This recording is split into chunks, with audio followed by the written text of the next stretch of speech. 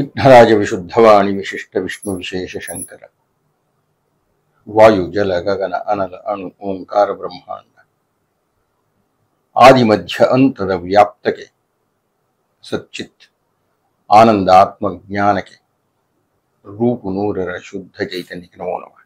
ಪೂಜ್ಯ ಗುರುಗಳಿಗೆ ನಮಸ್ಕಾರ. ನಾನು ಬೆಂಗಳೂರಿನಿಂದ ಉಷಾ ಮಾತನಾಡುತ್ತಿದ್ದೇನೆ.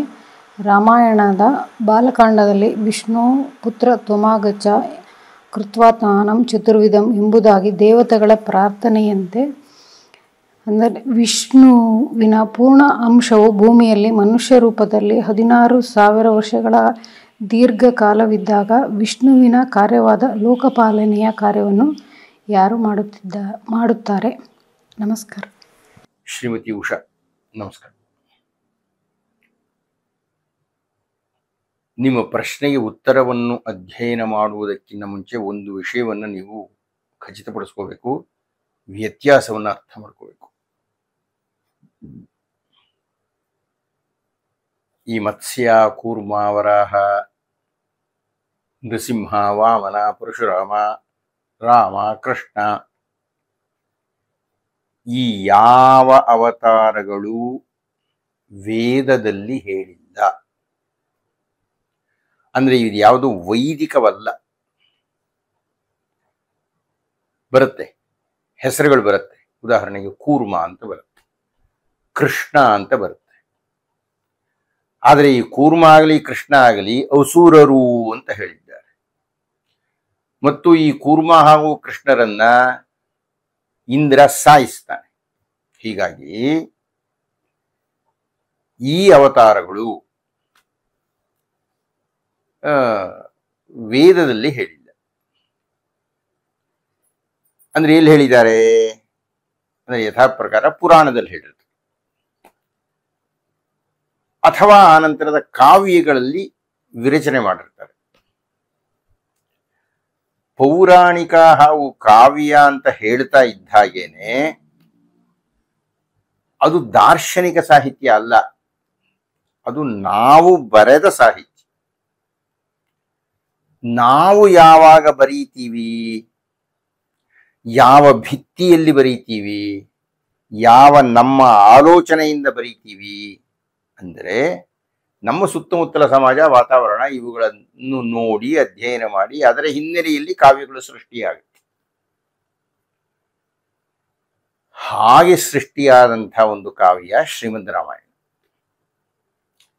ರಾಮರನ್ನ ದೇವರು ಅಂತ ಪೂಜೆ ಮಾಡೋದು, ರಾಮರನ್ನ ವಿಷ್ಣುವಿನ ಅವತಾರ ಅಂತ ಕರೀತಕ್ಕಂಥದ್ದು, ಇದೆಲ್ಲ ಭಾವುಕ ಪ್ರಪಂಚಕ್ಕೆ ಸಂಬಂಧಪಟ್ಟಿದ್ದು. ಆದರೆ ಈಗಾಗಲೇ ಹೇಳಿದಾಗೆ ಅದು ವೇದ ಅಲ್ಲ. ವೇದವಲ್ಲದ ಕಾರಣದಿಂದ ಮನುಷ್ಯ ಸೃಷ್ಟಿ ಮಾಡಿದ ಕಾವ್ಯವಾದ್ದರಿಂದ ಅದಕ್ಕೆ ದೈವಾಂಶ ಸಂಭೂತರು ಅಂತ ಏನ್ರಿ ಹೀಗೆ ಮಾತಾಡ್ತಾ ಇದ್ದೀರಿ? ವಿಷ್ಣುವಿನ ಅಪರಾವತಾರ ಅದು, ನೀವೇ ಹೇಳ್ಕೊಂಡಿದ್ದೀರಲ್ಲ. ವಿಷ್ಣು ಪುತ್ರತ್ವಮಾಗಚ್ಚ ಕೃತ್ವಾತ್ಮಾನಂ ಚತುರ್ವಿಧಂ. ಬಾರಯ್ಯ ವಿಷ್ಣು, ನಿನ್ನ ಆತ್ಮವನ್ನು 4 ಭಾಗ ಮಾಡ್ಕೊಂಡು ಬಾ ಅಂತ ಕಾವ್ಯಾತ್ಮಕವಾಗಿ ವಾಲ್ಮೀಕಿ ಮಹರ್ಷಿಗಳು ವಿರಚನೆ ಮಾಡ್ತಾರೆ. ವಿಷ್ಣು ಅನ್ನತಕ್ಕಂಥ ದೈವವನ್ನು ನಂಬಿ ವಿಷ್ಣುವೇ ಶ್ರೀರಾಮರು ಅಂತ ಹೇಳಿ ಅದ್ ನಂಬಿ, ಅದರ ಬಗ್ಗೆ ನಾನು ಏನು ಚರ್ಚೆ ಮಾಡ್ತಾ ಇಲ್ಲ, ಅದು ತುಂಬಾ ವೈಯಕ್ತಿಕ. ಆದರೆ ನಿಮ್ಮ ಪ್ರಶ್ನೆಗೆ ಉತ್ತರವನ್ನು ಕೊಡಬೇಕಾಗಿದ್ರೆ ಇಷ್ಟು ಖಾಚಿತ್ಯದಿಂದ ಅದರ ಹಿನ್ನೆಲೆ ಅರ್ಥ ಮಾಡ್ಕೋಬೇಕು.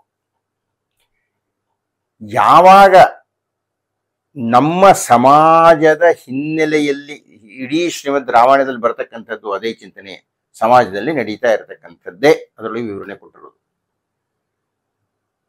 ಸಮಾಜದ ಹಿನ್ನೆಲೆಯಲ್ಲಿ ವಿರಚಿಸಲ್ಪಟ್ಟಂತಹ ಕೃತಿಯಲ್ಲಿ ಸಾಮಾಜಿಕವಾದ ವ್ಯವಸ್ಥೆಗಳನ್ನು ಕುರಿತು ಮಾತಾಡಬೇಕು, ನೋಡಬೇಕು, ಅರ್ಥ ಮಾಡ್ಕೋಬೇಕು. ಈಗ ನೀವು ಯಾವುದಾದ್ರು ಯಾತ್ರೆಗೆ ಹೋಗ್ತೀರಿ, ಕಾಶಿ ಯಾತ್ರೆ ಹೋಗ್ತೀರಿ, ಅಥವಾ ನಿಮ್ಮೂರು ಹೋಗ್ತೀರಿ, ನೀವು ನಿಮ್ಮ ಯಜಮಾನರು ನಿಮ್ಮ ಮಕ್ಕಳೆಲ್ಲ ಹೋಗ್ತೀರಿ. ನಿಮ್ಮ ಮನೆಗತಿ ಏನ್ರಿ? ಮನೆಗತಿ ಏನು ಅಂದ್ರೆ ಏನೋ ವ್ಯವಸ್ಥೆ ಮಾಡಿ ಹೋಗ್ತೀರಿ. ಒಂದು ತಿಂಗಳು ಹೋದ್ರೂ ಮನೆ ವ್ಯವಸ್ಥಿತವಾಗಿರುತ್ತದೆ.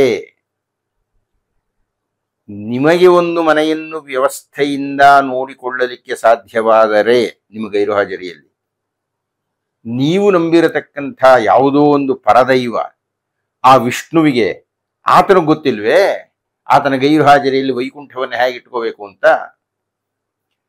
ಈಗ ನಮ್ಮಲ್ಲಿ ಸರ್ಕಾರಗಳು ಬದಲಾವಣೆ ಆಗುತ್ತಮ್ಮ.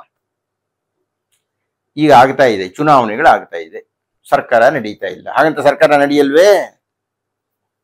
ಚುನಾವಣೆ ಮುಗಿದ ಮೇಲೆ ಒಂದಷ್ಟು ಕಾಲ ಆಗೋ ತನಕ ಮತ್ತೊಬ್ಬ ಪ್ರಧಾನಮಂತ್ರಿ ಇರಲ್ಲ. ಹಾಗಂತ ಸರ್ಕಾರ ನಡೆಯೋದಿಲ್ವೇ? ಅದಕ್ಕೇನೋ ವ್ಯವಸ್ಥೆ ಇದೆ. ಹಾಗೆಯೇ ವೈಕುಂಠದಲ್ಲಿ ವಿಷ್ಣುವಿನ ಗೈರುಹಾಜರಿಯಲ್ಲಿ ಯಾವ ಯಾವ ಕೆಲಸಗಳು ಹೇಗೆ ಹೇಗೆ ನಡೀಬೇಕು ಅನ್ನತಕ್ಕಂಥದ್ದಕ್ಕೆ ವಿಷ್ಣುವಿನದೇ ಒಂದು ಯೋಜನೆ ಇದೆ. ಅದು ನಮಗೆ ಗೊತ್ತಿಲ್ಲ. ಅದನ್ನ ಶ್ರೀಮದ್ ರಾಮಾಯಣದಲ್ಲಿ ವರ್ಣನೆ ಮಾಡಿಲ್ಲ. ಆದರೆ ನಾವು ಅಂದುಕೊಳ್ಬೇಕಾದ್ದೇನು ಅಂದ್ರೆ, ನಾವು ಹೇಗೆ ನಮ್ಮ ಗೈರುಹಾಜರಿಯಲ್ಲಿ ನಮ್ಮ ಮನೆಗಳನ್ನು ಹೇಗೆ ವ್ಯವಸ್ಥೆಯಿಂದ ನಡೆದುಕೊಂಡು ಹೋಗಲಿಕ್ಕೆ ಯಾವ ಏರ್ಪಾಟನ್ನು ಮಾಡುತ್ತೇವೋ ಅಂಥದ್ದೇ ಒಂದು ಬೃಹತ್ ಏರ್ಪಾಟನ್ನ ವಿಷ್ಣು ವೈಕುಂಠದಿಂದ ಹೋಗಿ ಮತ್ತೆ ವೈಕುಂಠಕ್ಕೆ ಬರುವ ತನಕ ಹೇಗೆ ಮಾಡಬೇಕು ಅನ್ನತಕ್ಕಂಥ ಏರ್ಪಾಟನ್ನ ವಿಷ್ಣು ಮಾಡಿರುತ್ತಾನೆ ಅಂತ ನಂಬಬೇಕು. ನಮಸ್ಕಾರ ಗುರುಗಳೇ, ನಮಸ್ಕಾರ. ನನ್ನ ಹೆಸರು ರವಿ ಬೀಳ್ಗಿ ಅಂತ.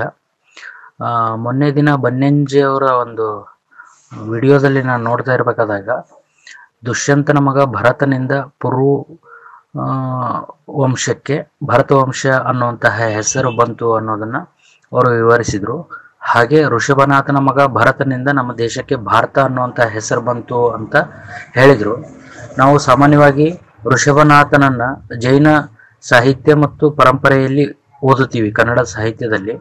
ಆದರೆ ವೈದಿಕ ಪರಂಪರೆಯ ಋಷಭನಾಥನ ಕತೆ ನಮಗೆ ಕನ್ನಡ ಸಾಹಿತ್ಯದಲ್ಲಿ ಎಲ್ಲೂ ಸಿಗೋದಿಲ್ಲ. ದಯವಿಟ್ಟು ಆ ಭಾಗವನ್ನು ತಿಳಿಸ್ಕೊಡ್ಬೇಕು ಅಂತ ತಮ್ಮಲ್ಲಿ ವಿನಂತಿಸ್ಕೊಳ್ತೀನಿ.